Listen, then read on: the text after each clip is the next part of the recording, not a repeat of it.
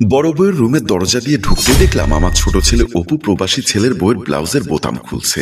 দেখে আমি চমকে উঠলাম। আমার বড় ছেলে বাবু থাকে বিদেশে। এই ঘরে আমি, আমার স্বামী এবং ছোট ছেলে ও বড় ছেলের বউকে নিয়ে থাকি। আমি দরজার আড়াল থেকে দাঁড়িয়ে দেখলাম অপু তার ভাবির ব্লাউজের বোতাম খুলছে আর ভাবির দিকে তাকিয়ে মিটিমিটি হাসছে। বড় ছেলের বউ জোনাকি ভাবিও খুব মজা নিচ্ছে। বিষয়টা দেখে আমি নিজেকে আর স্থির রাখতে পারলাম না। এই মুহূর্তে আমি কি করব সেটাই বুঝে উঠতে পারছি না। এমনিতেই অপুকে নিয়ে আর জোনাকিকে নিয়ে আমার সন্দেহ হয়। ওদের দেবর ভাবির সম্পর্কটা স্বামী স্ত্রীর সম্পর্কের মতোই মনে হয়। সারাক্ষণ দুজনের মধ্যে হাসি ঠাট্টা লেগেই থাকে। আমার বড় ছেলে প্রবাসে কষ্ট করে মরছে আর তার বউ দেশে দেবরের সাথে রঙ্গলীলায় মেতেছে। এখন আমি কি করব? এই মুহূর্তে তাদের সামনে যাওয়াটা মোটেও উচিত হবে না, কারণ তারা যতটা না লজ্জা পাবে, মা হিসাবে আমি তার চাইতে বেশি লজ্জা পাবো। আমি আর সেখানে এক মুহূর্তও দাঁড়াতে পারলাম না। সোজা ড্রয়িং রুমের দিকে চলে গেলাম। ড্রয়িং রুমে এসে সোজা সোফার উপর বসে পড়লাম। শরীরটা থিরথির করে কাঁপছে, টেনশনে গলা শুকিয়ে আসছে। কি করব কিছুই বুঝতে পারছি না। আমার জন্ম দেওয়া সন্তান কিভাবে এতটা চরিত্রহীন হতে পারে? এই ছোট ছেলেকে নিয়ে আমার অনেক স্বপ্ন ছিল। ইচ্ছা ছিল ছেলেটাকে মাদ্রাসা লাইনে লেখাপড়া করাবো, কিন্তু ছেলেটা পড়লো জেনারেল লাইনে। তবুও তাকে নিষেধ করিনি। ভেবেছি মানুষের মতো মানুষ হলে আমার মুখ উজ্জ্বল হবে। কিন্তু এই ছেলে তার বড় ভাবির সাথে যা শুরু করেছে, এটা যদি এক কান দুকান করে পুরো পাড়ার উঠে যায়, তবে আমার মান সম্মান কোথায় গিয়ে ঠেকবে? এমনিতেই কয়েকদিন আগে আমি যখন শেষ বিকালে ছাদে গিয়েছিলাম কাপড় আনতে, তখন পাশের ফ্ল্যাটের কাজের মেয়ে তানিশা আমায় দেখে সালাম দিয়ে বলল, আসসালামু আলাইকুম চাচি। ওয়ালাইকুম আসসালাম। কিরে তানিশা, কি খবর তোর? ইদানিং তো আমাদের বাসার দিকে যাস না। তোর মালিক কি তোকে নিষেধ করেছে? মালিক নিষেধ করেনি, আপনার বড় ছেলের বউ নিষেধ করেছে। তার কথা শুনে আমি কিছুটা অবাক হয়ে গেলাম। তাই তাকে প্রশ্ন করলাম, আমার বড় ছেলের বউ নিষেধ করেছে মানে? জোনাকি কেন তোকে নিষেধ করবে? আমার প্রশ্ন শুনে তানিশা বলল, সে কথা আপনাকে বললে আপনার ছোট ছেলে এবং বড় ছেলের বউ দুজনে মিলে আমাকে কাইটটা নদীতে ভাসায় দিবে। ওর মুখে এমন কথা শুনে আমি আরো বেশি অবাক হয়ে গেলাম। তাই তাকে অভয় দিয়ে বললাম, সমস্যা নেই, আমি ওদেরকে বলবো না। তুই আমাকে বল, ওরা কেন তোকে আমাদের বাসায় যেতে নিষেধ করেছে? তখন তানিশা আমাকে বলল, সেদিন দুপুরবেলা আমি আপনাকে খুঁজতে খুঁজতে আপনাদের বাসায় যাই। হঠাৎ বাথরুম থেকে হাসাহাসি শব্দ শুনতে পেলাম। পা টিপে টিপে আমি বাথরুমের দিকে গেলাম। বাথরুমের সামনে গিয়ে দেখি, এ কি মহা সর্বনাশ! আপনার বড় ছেলের বউ এবং ছোট ছেলে দুজনেই একসাথে গোসল করছে। তা দেখে আমি বলে উঠলাম, ছি ছি ছি, দুনিয়াটা রসাতলে গেল। হঠাৎ করে আমার কথা শব্দ শুনে ওরা দেবর ভাবি চমকে উঠল। সাথে সাথেই জোনাকি ভাবি বলল, এই মেয়ে, তুমি এখানে কি করছো? আমি বললাম, চাচি আম্মা কইছিল ওনার মাথায় উকুন বেছে দিতে, তাই ওনার মাথার উকুন বাঁচতে এসেছিলাম। কিন্তু এখানে এসে যা দেখলাম, ছি ছি ছি। সাথে সাথে আপনার ছোট ছেলে আমাকে ধমক দিয়ে বলল, একটুখানি মেয়ে, তুই এখানে ছিছির কি বুঝিস? দেবর ভাবে মিলে এক বাথরুমে গোসল করছেন, সেটা কি ভালো কাজ? আমার কথা শুনে আপনার বড় ছেলের বউ জোনাকি ভাবি বলল, যত বড় মুখ নয় তত বড় কথা বলিস না। কাজের মেয়ে কাজের মেয়ের মতোই থাকিস। আর যদি উল্টাপাল্টা কথা বলিস তাহলে এই বাসায় তোর আসা বন্ধ। আমি এমনি এমনি আসিনি, আপনার শাশুড়ি আইতে কইছে বলে আইছি। মা আর বাবা বাসায় নেই, বাবা মাকে ডাক্তার দেখাতে নিয়ে গেছে। তুই এখন যা, বিকাল বেলা আসিস। আমি মুখ ফসকে বলে ফেললাম। এজন্যই তো ঘর খালি পাইয়া দেবর ভাবে আকাম শুরু করছেন। সাথে সাথেই আপনার বড় ছেলের বউ আমার কাছে এসে চুলের মুঠি ধরে বলল, শোন, উল্টাপাল্টা কথা বলবি না। যা দেখেছিস সব ভুলে যা। এই কথা যদি কারো কাছে শুনি তাহলে তোকে আমরা দুজনে মেরে নদীতে ভাসিয়ে দিব। জানেন চাচি, সেদিন আমি অনেক ভয় পেয়ে গেছিলাম, কারণ এমনিতেই কাজের মেয়েদের জীবনের কোনো মূল্য নেই। আপনার ছোট ছেলে আর বড় ছেলের বউ মিলে যদি আমাকে মেরে নদীতে ভাসিয়ে দেয় তাহলে এটার কোনো বিচার হবে না। তাই আমি সেদিনের পর থেকে এই কথা কাউকে বলিনি এবং আপনাদের বাসায় আর যাইনি। তানিশার মুখে এমন কথা শুনে আমি সেদিন প্রথম ধাক্কাটা খেলাম। নিজেকে সংযত করে বললাম, দূর, তুই মনে হয় ভুল দেখেছিস। আর শোন, যা দেখেছিস এ কথা কাউকে বলিস না। বলেই সেদিন আমি কাপড় চোপড় নিয়ে ছাদ থেকে নেমে গেলাম। আজ ভাবছি, সেদিন যদি তানিশার কথাগুলো বিশ্বাস করে বউ এবং ছেলের প্রতি নজর রাখতাম তাহলে হয়তোবা তারা এত দূর এগোতে পারতো না। এমনিতেই আমার বড় ছেলেটা প্রবাসে দিনরাত খেটে মরছে। এই মুহূর্তে যদি কোনো একটা দুর্ঘটনা ঘটে যায় তাহলে আমি বড় ছেলেকে কি জবাব দিব? আমি যখন ড্রয়িং রুমে বসে কথাগুলো ভাবছিলাম, এমন সময় বাবুর বাবা এসে বলল, কি গো তাসলিমা বেগম, তোমাকে বললাম আমাকে এক কাপ চা দাও, তুমি চা না দিয়ে ড্রয়িং রুমে এসে বসে আছো। তুমি তো জানোই দুপুরে খাওয়া দাওয়ার পর এক কাপ চা আমার খেতে হয়। আমি সাথে সাথে আমার স্বামীকে থামিয়ে দিয়ে বললাম, তুমি তো ভালো করেই জানো ডাক্তার আমাকে রান্নাঘরে যেতে নিষেধ করেছে। তোমাকে কে যেতে বলল? তুমি বৌমাকে বললেই পারতে। আমি গেছিলাম বৌমাকে বলার জন্য, কিন্তু সেখানে গিয়ে দেখি বলতে বলতে আমি থেমে গেলাম। আমার স্বামী পুরুষ মানুষ, তার উপর খুব মেজাজি। এখন যদি এই কথা শোনে তাহলে নিশ্চিত ছোট ছেলে এবং বড় বউকে কেটে দুটুকরো করে ফেলবে। তাই আমি আর কথাটা বললাম না। আমার স্বামী বলল, বউয়ের রুমে গিয়ে কি দেখেছো? আমি কথাটা ঘুরিয়ে বললাম, কিছু না। আচ্ছা, অপুকে একটা বিয়ে করিয়ে দিলে ভালো হয় না? আমার মুখে এমন কথা শুনে আমার স্বামী কিছুটা চিন্তিত হয়ে গেল। পরক্ষণে উনি বলল, অপু এখনো ভার্সিটি থেকে বের হয়নি, এর মধ্যে ওকে বিয়ে করায় কিভাবে? আগে ভার্সিটি থেকে বের হোক, তারপর একটা ভালো চাকরি বাকরি না হয় ব্যবসা করুক, তারপর দেখা যাবে। আচ্ছা, তুমি হঠাৎ করে অপুর বিয়ের কথা বললে কেন? আমি বুঝতে পারলাম আমি এখানে বেশিক্ষণ দাঁড়িয়ে থাকলে আমার স্বামী কথাটা বের করেই ছাড়বে। তাই আমি তাকে আর বাড়তে না দিয়ে বললাম, আচ্ছা তুমি বসো, আমি চা করে দিচ্ছি। বলেই আমি ড্রয়িং রুম থেকে চলে গেলাম। একদিন রাতে আমি আর আমার স্বামী শুয়ে আছি। লোকটার ঠান্ডা লেগেছে, তাই খুব খুব করে কাশছে। ঘুমানোর সময় পাশের লোক যদি এভাবে কাশে তাহলে কি আর ঘুম আসে? তাই এক প্রকার বিরক্ত হয়ে বললাম, কি হলো, তুমি এভাবে কাশছো কেন? উনি কাশতে কাশতে বলল, কাশি আসলে কাশবো না বলে আমাকে একটু গরম জল করে দাও। গরম জলের ভাবটা নিলে কাশির কিছুটা উপশম হবে।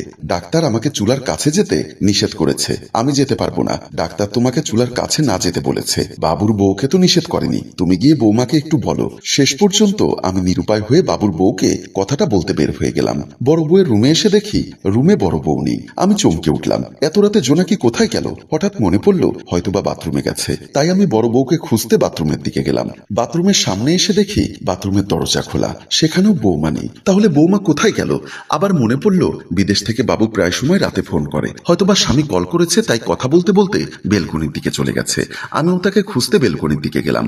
বেলকনির দিকে এসে আর একটা ধাক্কা খেলাম, এখানেও বাবুর বউ নেই। তাহলে এত রাতে মেয়েটা গেল কোথায়? হঠাৎ আমার মনে পড়লো অপুর কথা এবং একদিন ঘটে যাওয়া ঘটনাগুলোর কথা। তাহলে কি প্রতি রাতে আমার বড় ছেলের বউ আমার ছোট ছেলের রুমে যায়? ওরা কি প্রতি রাতে স্বামী স্ত্রীর মতো এক রুমে ঘুমোয়? নানা ধরনের টেনশন আমার মাথায় কাজ করছে। তাই আমি ওখানে আর এক মুহূর্ত না দাঁড়িয়ে দেবর ভাবিকে হাতে নাতে ধরার জন্য অপুর রুমের দিকে গেলাম। অপুর রুমের দরজা খুলে ভেতরে ঢুকতেই আমি চমকে উঠলাম। দেখলাম আমার বড় ছেলের বউ ছোট ছেলের মাথা টিপে দিচ্ছে, যা দেখে আমার চোখ কপালে উঠে গেল। আমি আর নিজেকে কন্ট্রোল করতে পারলাম না। সাথে সাথে চেঁচিয়ে বলে উঠলাম, ছি ছি বৌমা, তুমি কেমন মেয়ে? নিজের স্বামীকে বিদেশে পাঠিয়ে দিয়ে দেবরের সাথে রঙ্গলীলায় মেতে উঠেছ। এই ঘরে যে আমরা দুজন বুড়ো বুড়ি আছি সেটাও তোমাদের খেয়াল নেই। আমি আজই বাবুকে ফোন করে দেশে আসতে বলবো, এর একটা বিহিত করতে হবে। বলে আমি ওদের রুম থেকে চলে আসলাম। যথারীতি আজ 3 দিন পর আমার বড় ছেলে বিদেশ থেকে দেশে চলে এসেছে। আমরা সবাই ড্রয়িং রুমে বসে আছি। আমার পাশে বসে আছে আমার স্বামী, আরেক সোফায় বসে আছে বাবু। একদিকে দাঁড়িয়ে আছে অপু, অন্যদিকে দাঁড়িয়ে আছে আমার বড় ছেলের বউ জোনাকি। দুজনে অপরাধীর মতো মাথা নিচু করে দাঁড়িয়ে আছে। বাবু বলল, জোনাকি, মা যেটা বলল সেটা কি সত্যি? জোনাকি বলল, উপরে আল্লাহ একজন সাক্ষী, আমার মরা বাবা মায়ের কসম খেতে বলছি, অপুকে আমি নিজের ছোট ভাইয়ের মতো জানি। ওর সাথে আমার কোনো ধরনের কোনো বাজে সম্পর্ক নেই। ধরা পড়লে এরকম আল্লাহর কসম অনেকেই কাটে। সেই রাতে তুমি অপুর রুমে কি জন্য গেছিলে? আমাকে থামিয়ে দিয়ে অপু বলল, মা, পরদিন আমার পরীক্ষা ছিল। সেই রাতে কিছুতেই ঘুম আসছিল না, তাই ভাবিকে বলেছিলাম আমার মাথাটা টিপে দিতে, যাতে আমি তাড়াতাড়ি ঘুমিয়ে গিয়ে ফজরে উঠতে পারি। আমি তখন বললাম, শুধু তো এই দিন না, আরেকদিন আমি বৌমার রুমে বৌমাকে ডাকতে গিয়ে দেখি তুই বৌমার ব্লাউজের ছি ছি, ও কথা আমি মুখেও আনতে পারবো না। সাথে সাথে অপু আমাকে থামিয়ে দিয়ে বলল, সেদিনের কথাও বলছি শোনো। বলেই অপু বলা শুরু করলো, সেদিন আমি যখন কলেজ থেকে এসে বাথরুম থেকে হাত মুখ ধুয়ে গামছা দিয়ে মুখ মুছতে মুছতে বের হচ্ছিলাম, এমন সময় ভাবি রুমের ভেতর থেকে আমাকে ডাক দিল, অপু একটু এদিকে আয় তো ভাই, এইমাত্র কলেজ থেকে এসেছি। এর মধ্যে ডাকাডাকি শুরু হয়ে গেল। ভাবি বিরক্ত হয়ে বলল, আহা একটু আয় না ভাই।